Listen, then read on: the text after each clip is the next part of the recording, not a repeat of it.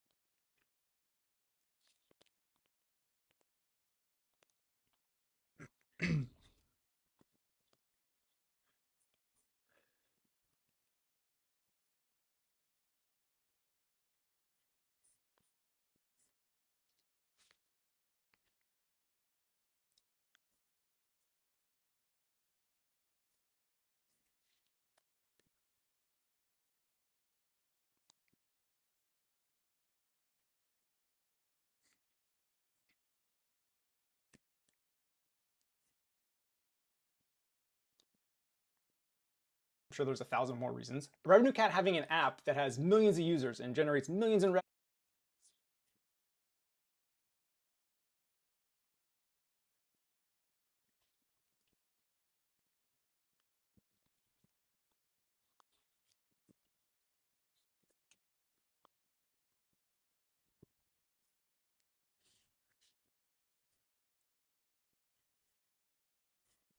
revenue, lets them do these experiments like this. So they're in the know, they're dog fooding their own product with a app that has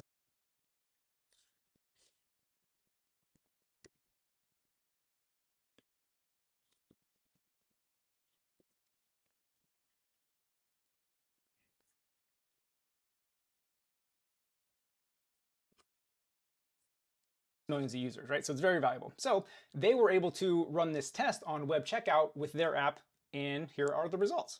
So let me scroll down a bit. You can see the experiment on their paywall. So version A was their old paywall before web checkout.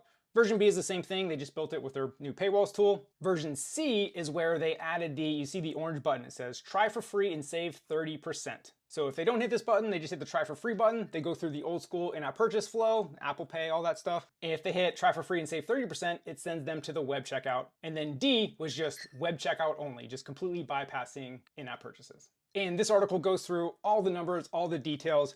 I will sum it up for you. Basically, of course, sending someone to a web to enter their credit card information to check out versus Apple's in-app purchase, where they just have to like scan their face to buy it, conversions dropped.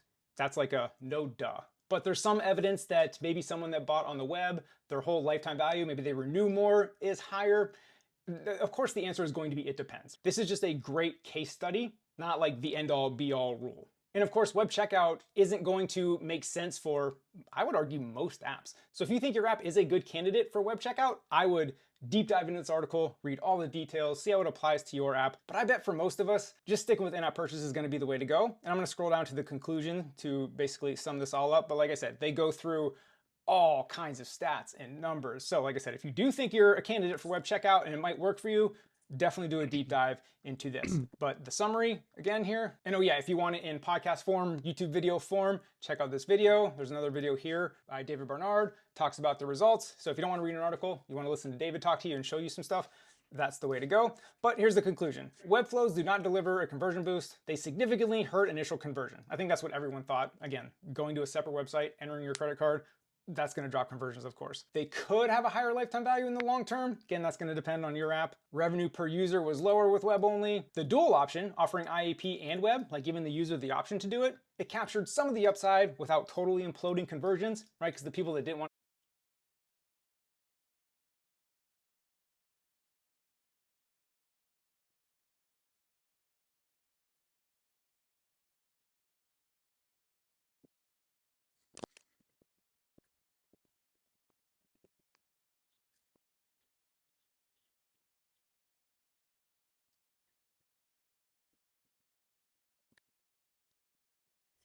go to the web, they could still do it the old way. That might be a way to go.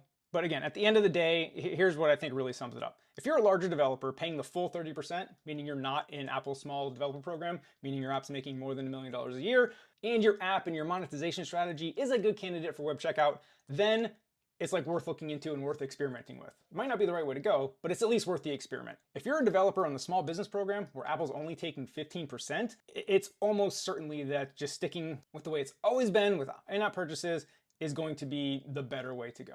But as always, there's no one right answer for everyone. It's definitely going to depend on your app, your pricing, your monetization strategy, your type of customer, right? So many variables. But next up, I have a quick tip from Johnson Dell, deciding between let and var for Swift struct properties. Here's a typical struct. You have a user, ID, name, bio, image URL, pretty standard. We've all probably written code almost just like this before. And yeah, there's the obvious, right? Oh, a variable, you can mutate it, right? A let is a constant, you can't.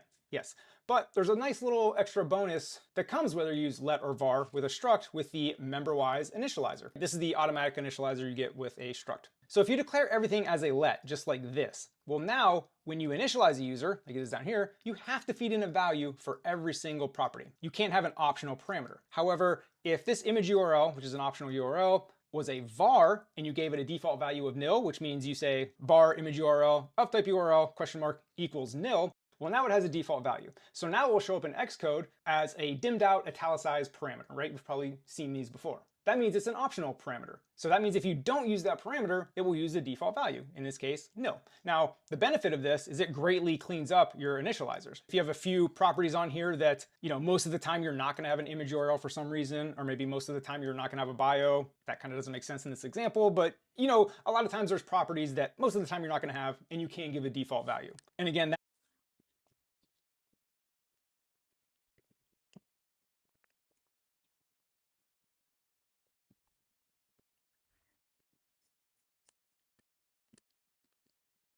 really cleans up your initializers there. So by declaring it var and giving it a default value, that turns it into an optional parameter that you can use or not use. Conversely, when you use let and give it a default value, like here where we say let ID equals UUID, well now the ID parameter is not going to show up in your initializer. You're not even going to have the option to enter anything because every single user struct that is created is going to generate a new UUID just like this, which will also clean up your initializers because now you don't have to pass in an ID because it's always going to be a UUID.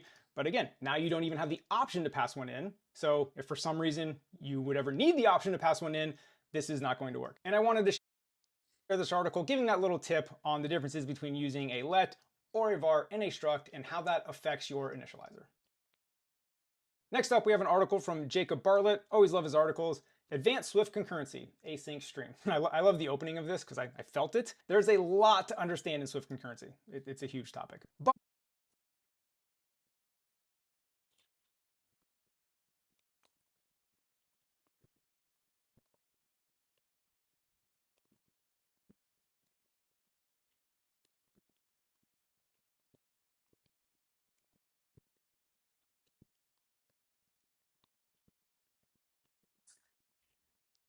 you'll immediately feel the benefits of async await syntax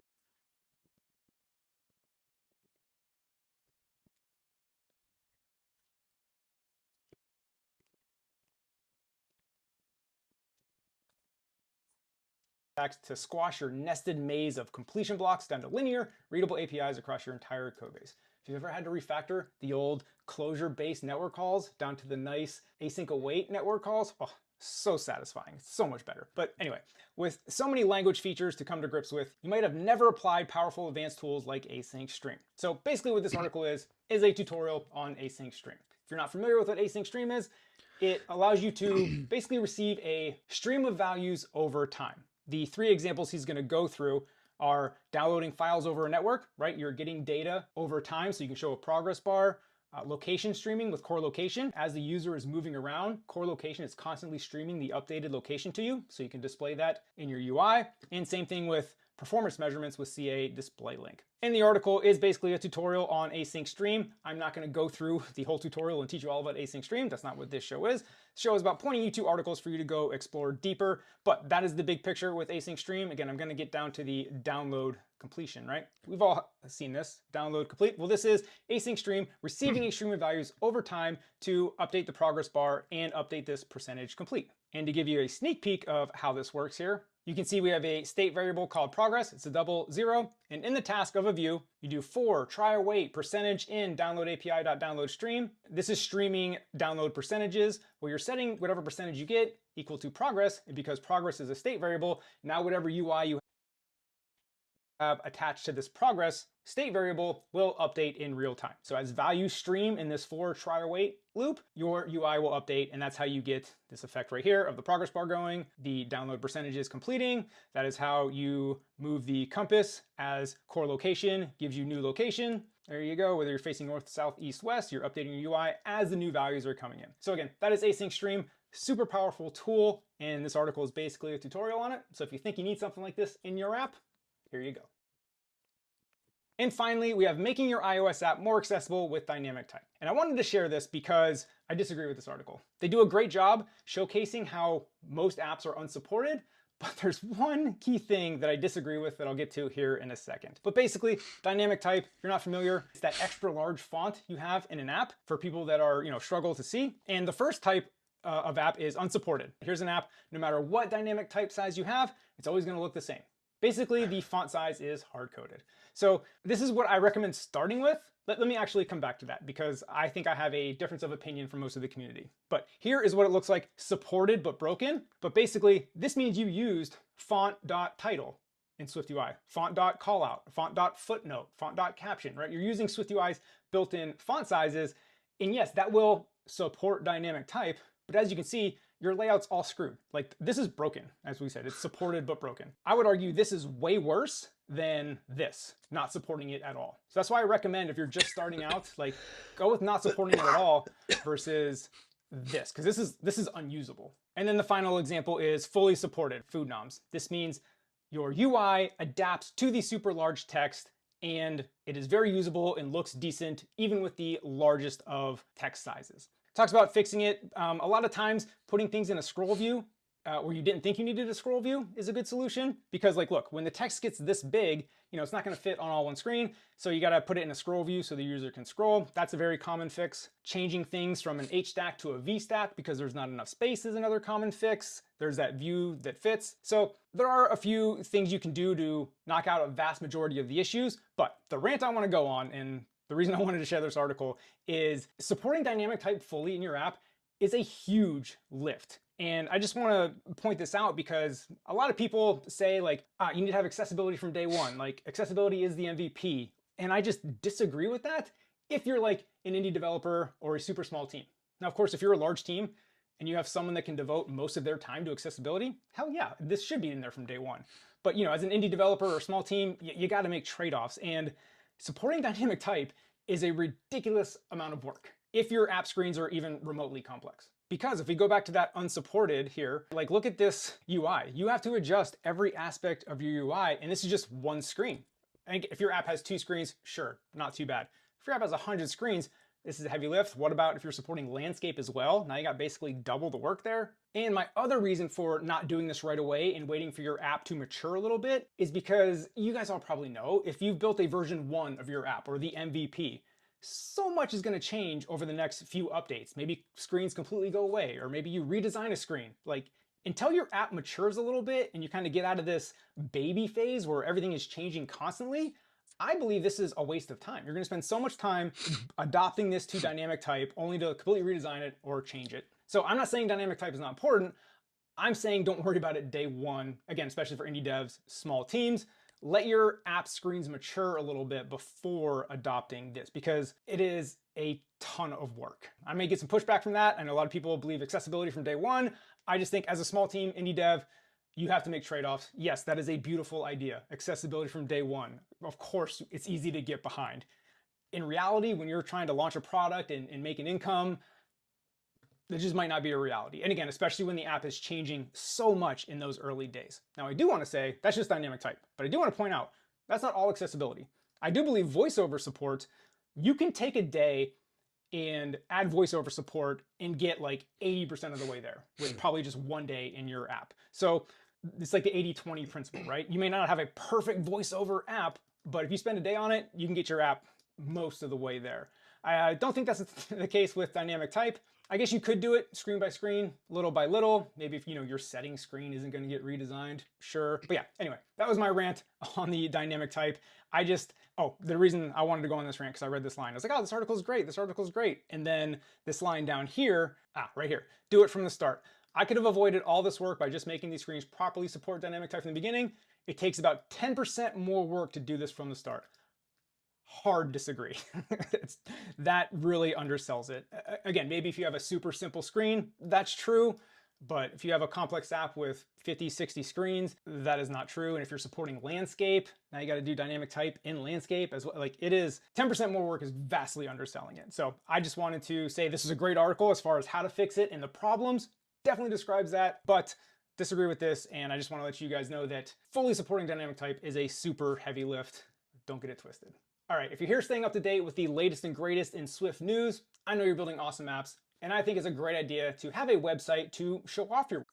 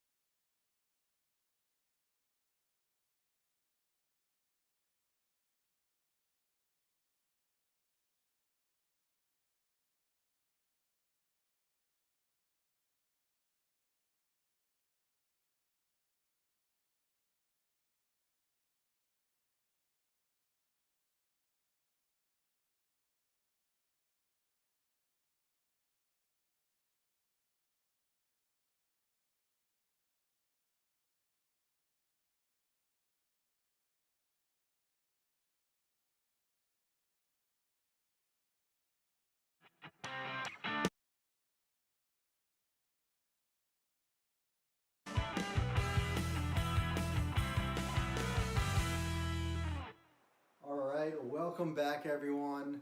I'm Nick, this is Swiftful Thinking, and if you watch the SwiftUI Bootcamp, you might be wondering why we are covering the scroll view reader, because we already covered scroll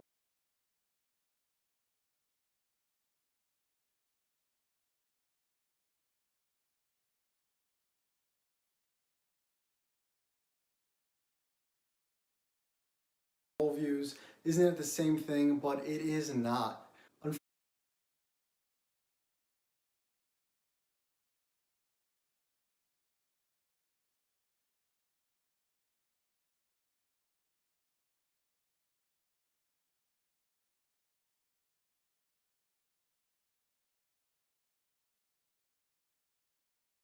Fortunately, when we add a very basic scroll view to our application, we can scroll manually up and down, but we cannot automatically scroll to the bottom or scroll to the middle or scroll anywhere automatically in that scroll view.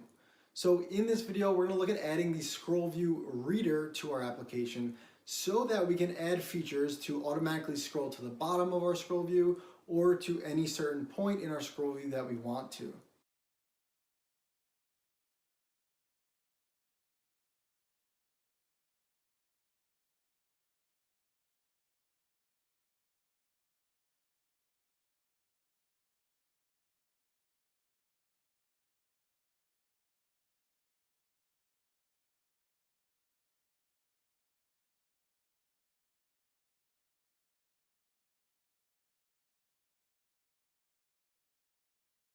The scroll view reader is a very handy tool to have in your toolkit. To give you an example of when this might be used is in a chat application.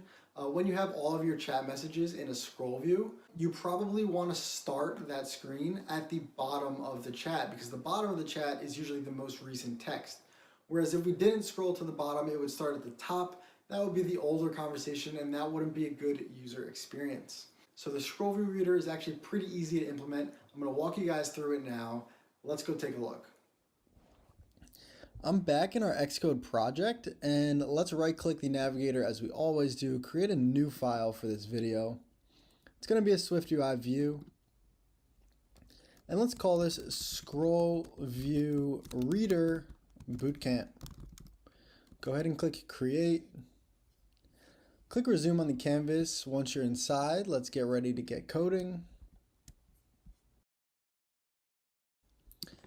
And let's start out with a very simple scroll view, of course. Scroll view, open the brackets, and in the scroll view, I'm going to add a for each. Open the parentheses. We're going to use the data with a range completion here, and we're going to do for 0 to ... less than maybe 50. Hit enter, and we're going to get rid of this nonsense, and this will be the index that we're looping on. Now in the SwiftUI Bootcamp, I already did a video on how scroll views work and a video on how for each loop works. So if you're not familiar with this, I would recommend going to watch those videos and coming on back. But in this for each loop, we're going to loop 50 times.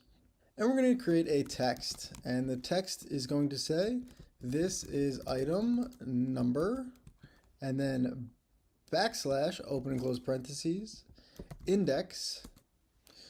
So this will have the index. Now let's make this look a little bit better. Let's give this a font of headline. Let's give it a frame with a height of maybe 200. Let's give it a frame with a max width of infinity. Let's give it a background of color.white. Let's give it a corner radius of 10. And let's add some padding around the entire thing. Let's also, before we add the padding, let's add a shadow of a radius of 10. And we should now get these nice cool little cards on our screen. If I click resume on the canvas, we can now scroll up and down through all of these items. We can see item number 10, 12, 13, all the way down to item number 49, which is the 50th card. That's because the first card is number 0, not number 1, and that's just the index. All right. Now in this video, we're looking at the scroll view reader, and basically we use the scroll view reader to scroll to a certain place in the scroll view. Because right now this is great, but what if I wanted, when this screen loaded, I wanted it to start at the bottom. So I wanted it to be scrolled down to number 49 or any number really. We can't tell it where to scroll without a scroll view reader. So it's pretty simple. All we have to do is wrap all of the content in a reader. So before this for each, I'll add a scroll view reader, open the parentheses, and then we have content. And then in our content, we can add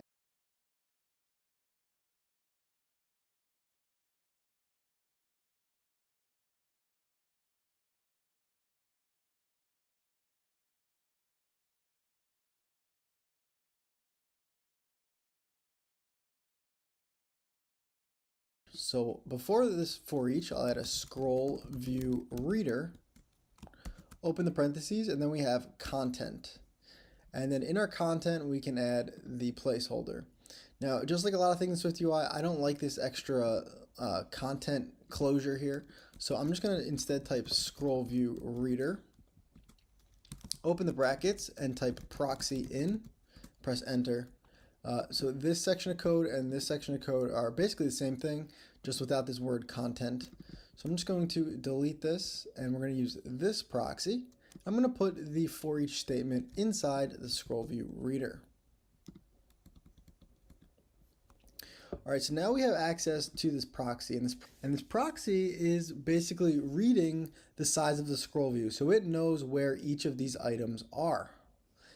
Now to scroll, we just need to call a function on this proxy. So at the top here, before we loop, let's add a button. Open the parentheses. I'm going to use the string protocol and action. The title will say, click here to go to number 49. Press enter on the action. And we're going to call proxy.scroll. And I noticed that the auto completion doesn't work here, and I think it's because it's trying to load all of these 50 items while auto completing. So I'm just going to comment this out real quick, and now start typing in proxy.scroll, and we can see our two options. One is just scroll to the ID, and the other one is scrolling to an ID with an anchor point. So we're going to use the anchor point, and then the ID is basically going to be what index we want to scroll to. So for starters, let's put number 49. And then anchor is where we want it to be on our screen. So for now, let's just leave this. For now, we'll just leave this as nil. Let's uncomment this out. And now if we open our app and we try to click it, it's not going to work. And it's not going to work because this proxy does not know where number 49 is. Now we're looping 50 times, but we need to explicitly tell it where each item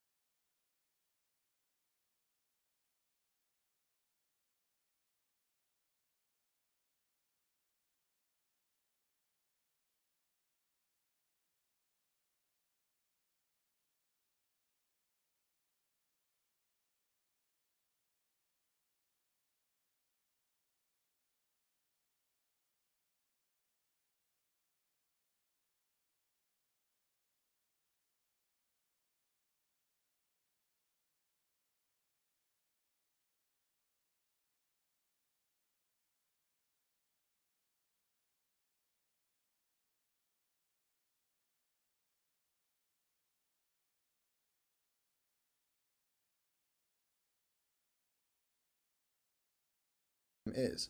So we do that by giving the item a .id, and the ID will just be the index. So now the proxy knows that this item number 49 is the one with the index of 49. So if we click it again, it'll now scroll us down to item number 49.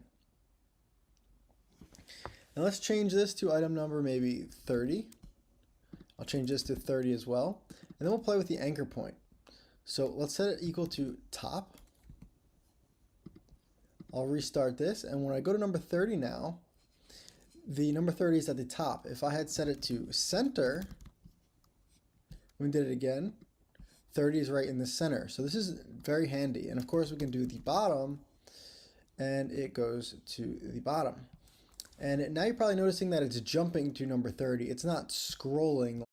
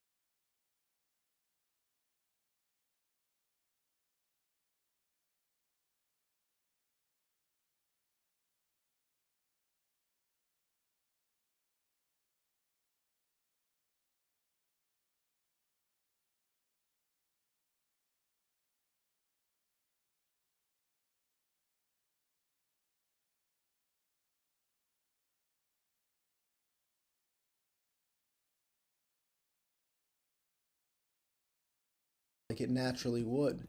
And we can easily make it scroll by adding some animation. So we'll call with animation dot maybe spring, open the brackets, put the proxy.scroll to inside the animation, and let's change it back to center. And now when we do it, it should actually animate down to number 30. Let's see. And we had that nice scroll animation. And that looks much better to me. I like that better, where it scrolls when you click it. So that's pretty much the gist of the scroll view reader.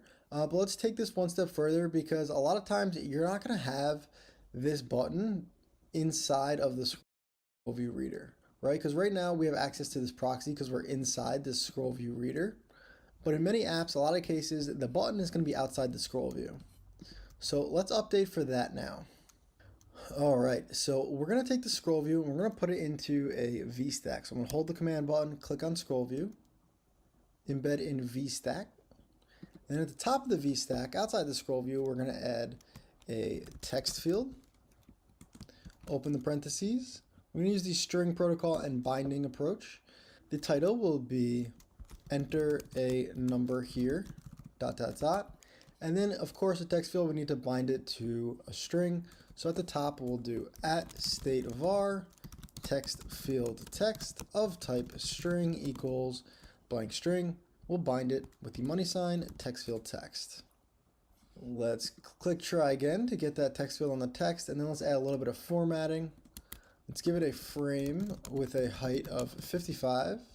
Let's give it a border with a color.gray. Let's give it some padding of horizontal.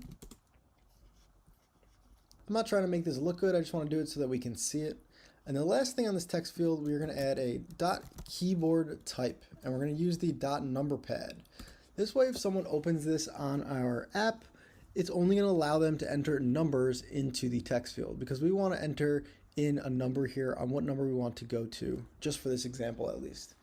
So this is number, and then we're going to take our button from down here. So I'm just going to cut this button, and I'm going to paste it up here. And instead of click here to go to number 30, let's just make this say scroll now.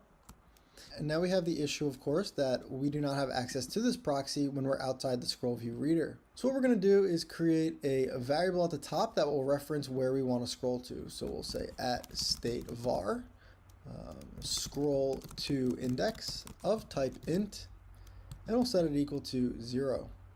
And now when we click this button, we want to get the current number that's in the text field, and then add it to the scroll to index.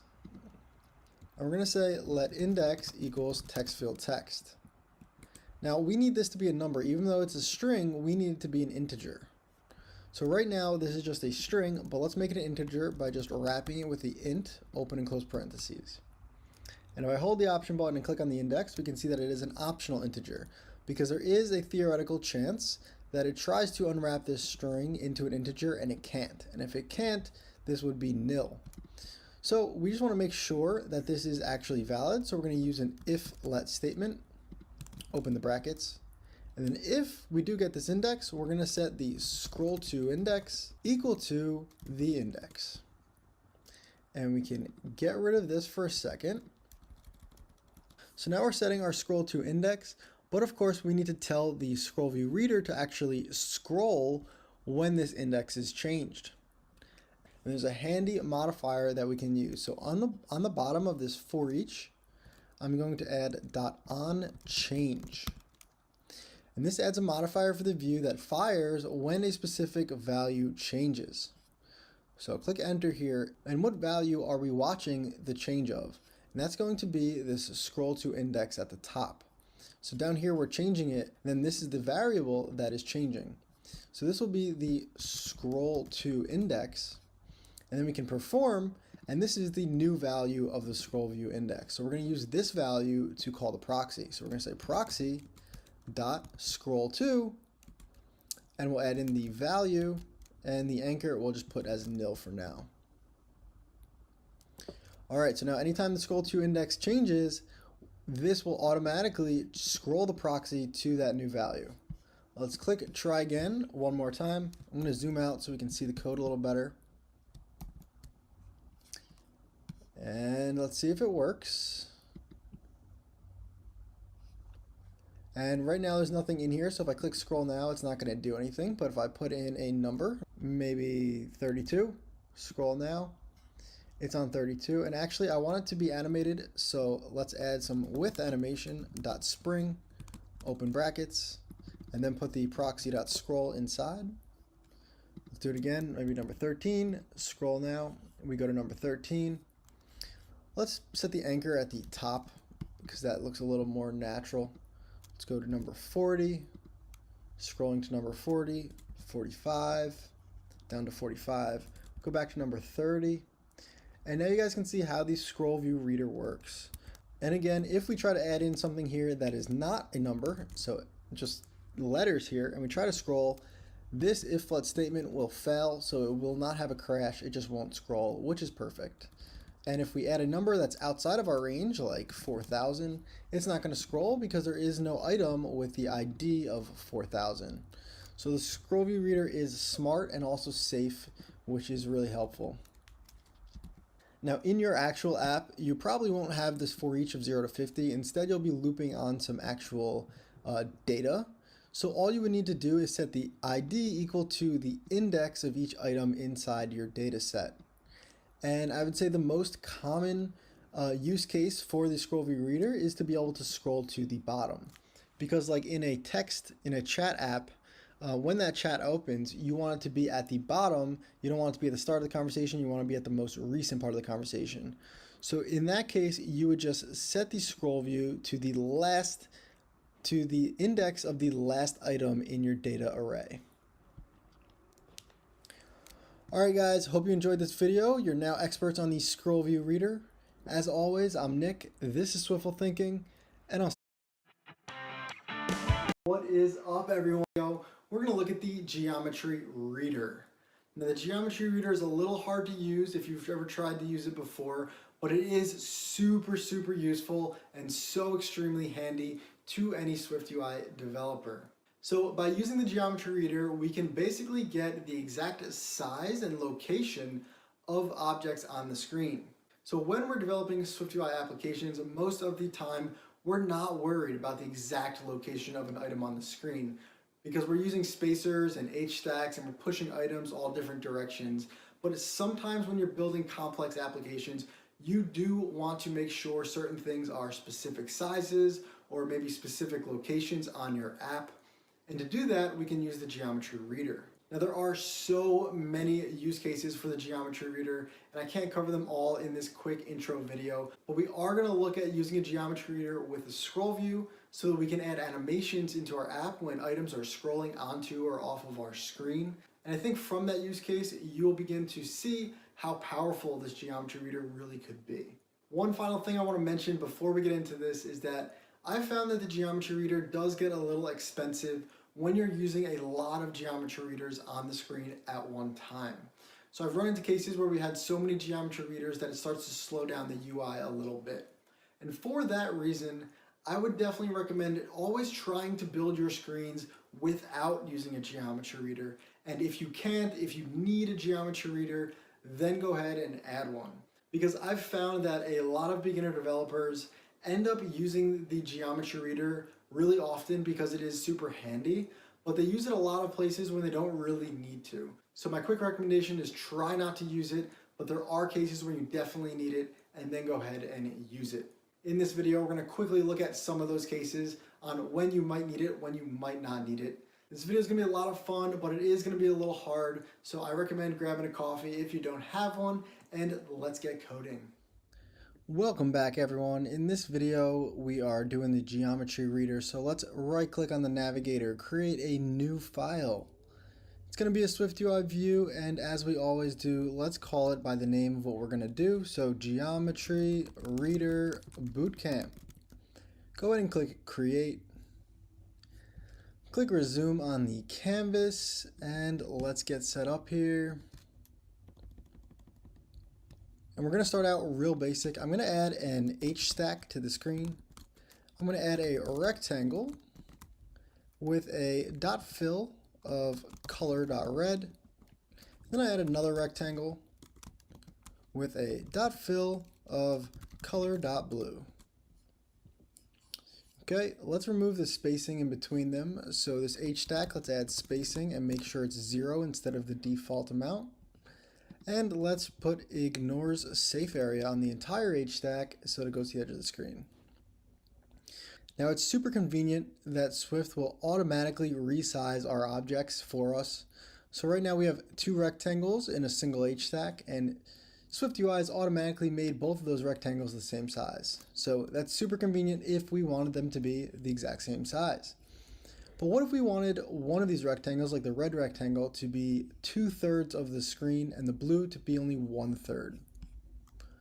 Well, the simple way you might think of doing that is by calling .frame and setting the width, and we can set it equal to UI screen .main.bounds.width times 0.666, and that would be 2/3 of the screen. And this looks good and it works, but let's run this on a simulator quick. So I'm going to take this Geometry Reader Bootcamp. I'm going to open up our app.swift file, make this geometry only 1/3, but remember, this 2/3 is based on the UI screen.main.bounds.width. So that's the distance between this edge of the iPhone and this edge of the iPhone. It's not the distance between the top and the bottom. So if I were to rotate the device, we'll see that the red is now actually not even like 1/3, because the width of this red is still 2/3 of the width of the iPhone, which is from this height, which is from this edge now to this edge now.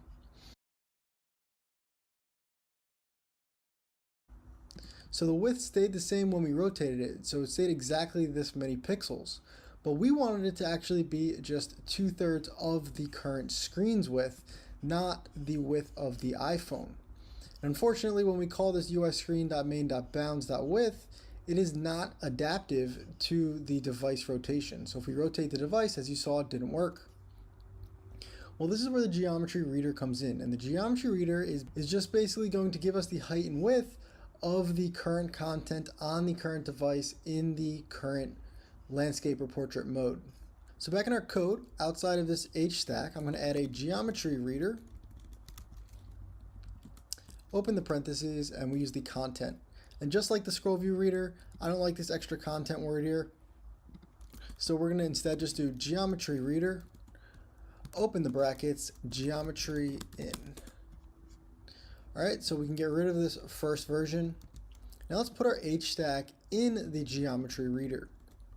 So when we're inside this Geometry Reader, this reader is going to get the geometry, which is the size basically of the content that's inside it. So with that, we can use this Geometry Reader to tell the height and width of the actual content. Basically, reader is going to Geometry Reader.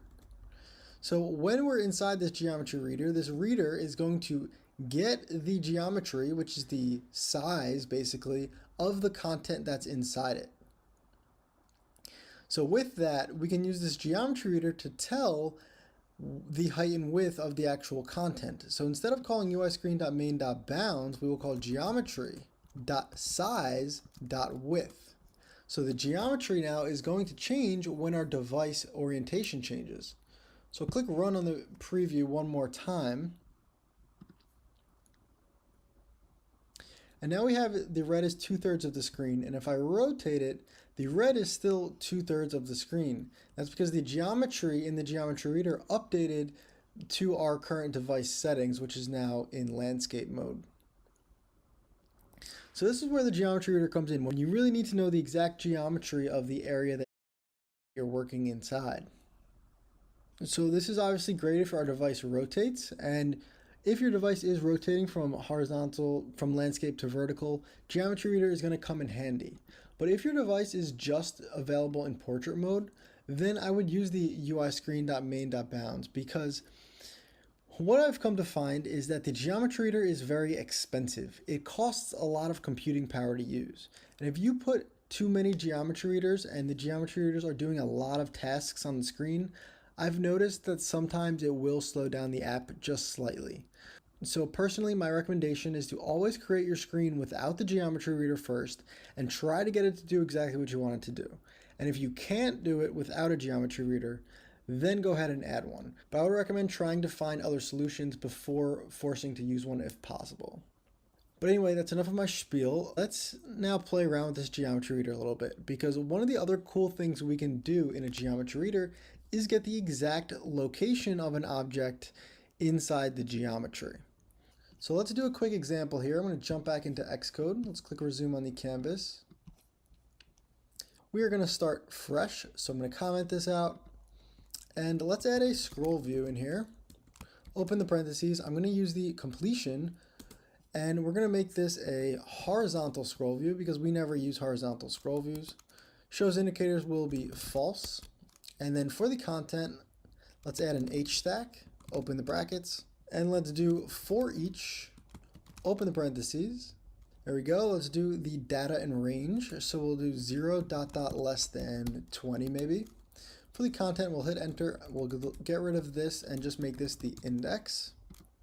And for each of these 20, let's add a rounded rectangle, the corner radius of 20. Let's give it a dot frame with a width of maybe 300. And a height of 250. That looks good. We don't need the alignment, so let's get rid of that.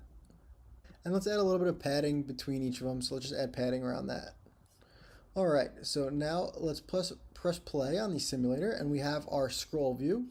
We can scroll through each of these items. It's working, it looks well, it looks good, but now I want to add a little bit of animation so that when items are coming from the beginning of the screen or the end of the screen, I want to animate it a little bit. So what I want to do is get the X position of the rectangle within this area, within the screen. And right now it's working, but we don't know where this rectangle starts. We don't know what point on the screen this actually is. So we can use a geometry reader to do that. So I'm going to wrap each of these rectangles in a geometry reader. So let's do geometry reader. Open the brackets, geometry in, and then I'll put the rounded rectangle inside the geometry reader. Now the geometry reader needs to know the exact size of these items. So even though we have a frame on this rectangle, the geometry reader doesn't know the actual size of it. So instead of putting the frame here and the padding, let's put that onto the geometry reader. So now we're back to where we started, but we're inside a geometry reader. So now we can access that geometry. And we're going to use a modifier called .rotation 3D effect. And the rotation, and let's start with this angle here. So put the angle as degrees of 10. And then because we're using a 3D effect, we can rotate on the X, the Y, or the Z axis. And we're going to use the Y, which is already set to 1. So you can see here that this item is kind of, looks like it's tilted to the left a little. If I increase the angle to 40, it'll be tilted even more. But let's put it back down to 10. And what we're going to do is use the geometry to change the degrees, to change the angle when it's moving across the screen. So there's going to be a little bit of logic into that. So I'm going to add a function outside of the body. So let's put it outside of the body. And normally I put it below the body, but because we have this extra code here, I'm just going to put it on the top above the body. So let's call func get percentage and open and close parentheses and open the brackets. In this percentage, we're going to need to pass in this geometry for each of these rectangles. So as a parameter here, we'll add geo of type geometry proxy. Now the proxy is the value that's coming out of this. And then we can add some logic here. And the starting point of this animation is going to be the center of the screen. So when it's in the center, I want this angle to be 0. So we're going to start by saying let max distance equals UI screen dot main dot bounds dot width divided by 2. So this will get the center of the screen. And then we're going to say let current x equals geo, which is the geometry of that rectangle, dot frame in, and you can make custom coordinate spaces in your app, which we haven't done yet, but I'm just going to use the .global, which is just the frame in the entire screen. And then we're going to get the .midx. And this is going to give us the middle x coordinate of the rectangle, so right in the center. And then finally, I want to return the percentage to the left or to the right it is. So if it's at 1, if it's right in the center, if this current x is equal to the max distance, it's going to give us 1.0. So I'm going to return 1 minus the percentage, which will be the current x divided by the max distance. And of course, it's giving us this error that it's an unexpected non-void return. And that's because we haven't told this function to return something. So we can add an arrow here. We want it to return a double.